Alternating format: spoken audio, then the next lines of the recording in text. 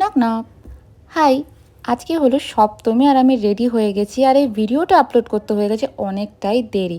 Ready হয়ে পৌঁছে গেছিলাম ধর্মতলা, সেখানে যাব তালা প্রত্যয় ফার্স্ট প্যান্ডেলটা দেখতে।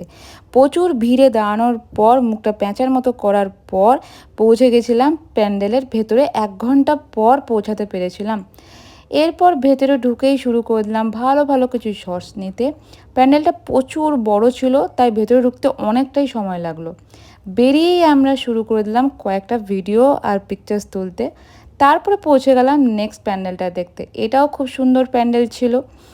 এরকম করেই আমরা সারা রাত ভিড়ের মধ্যে ঠেলাগুতো খেতে খেতে সারা রাত ধরে প্যান্ডেল দেখি।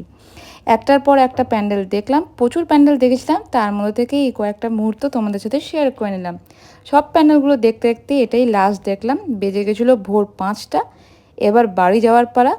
তো বাই বাই।